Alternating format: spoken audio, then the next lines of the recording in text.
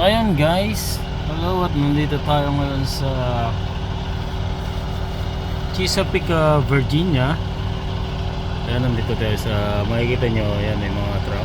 So nandito tayo sa truck stop. Ayan, medyo ano lang siya, no? Hindi siya simentado. At hindi kami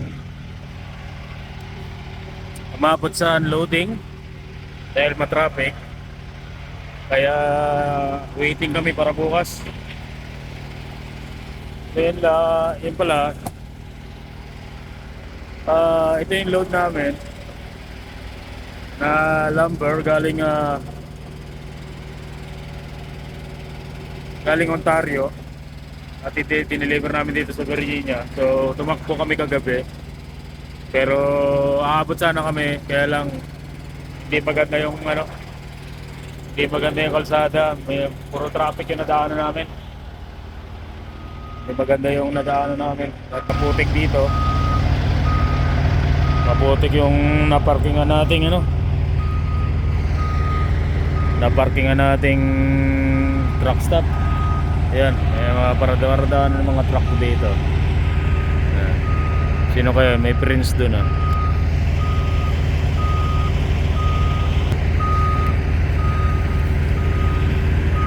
At kanina alas mga 3 PM na-stuck kami sa traffic. Mga bago mag 3 PM, no? So ang oras ngayon dito ay sa 4:30 PM. At ayan yung paligid natin, kalsada natin. Puro puno. Bukas pa tayo ng umaga. Tumawag kami kanina at hindi naaabot, hanggang alas 3 lang yung nila. Wala na mag-a-assist sa amin para i-unload. So hintay tayo dito hanggang bukas ng umaga. Luto lang ako ng ating ulam, paksiw, para tayo nakain. Ito yung karga natin. Then after nito ma-unload bukas sa umaga,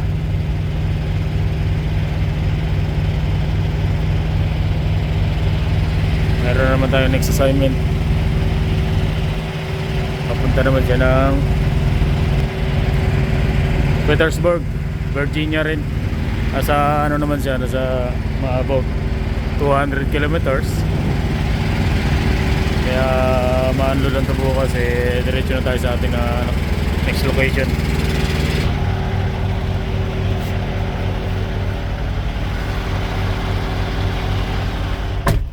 Yun nagamoy paksiw na tayo. At nagluluto ako ng paksiw na pampano.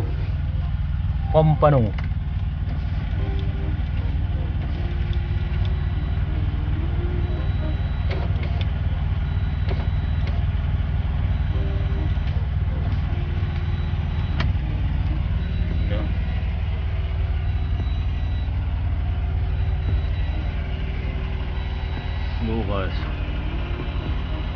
So nandito tayo ngayon sa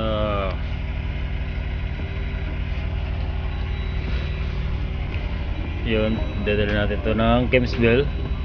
Yan, Business Drive, Chesapeake, Virginia. Then after nyan, punta naman tayo dito sa ating next location sa Jordan Hammer Steel sa may Petersburg, Virginia. Naman to, mga steel metal. Then dadali natin siya ng Kitchener, Ontario. Yan biyahe natin. So may ako ngayon, may trainee ako. Tinuturuan ko dito sa US na bagong driver dito na nag-US. Pagka matapos yung train niya, pagka kaya na siya, mga 3 weeks 2 or 3 weeks, pagka okay na, pwede nang bitawan. Yan.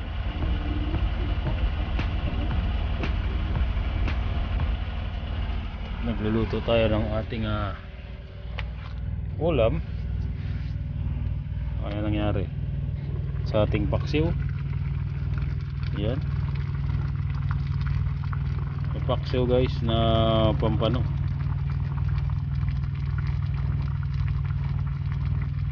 Yan.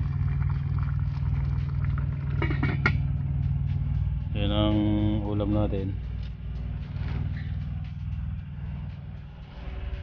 At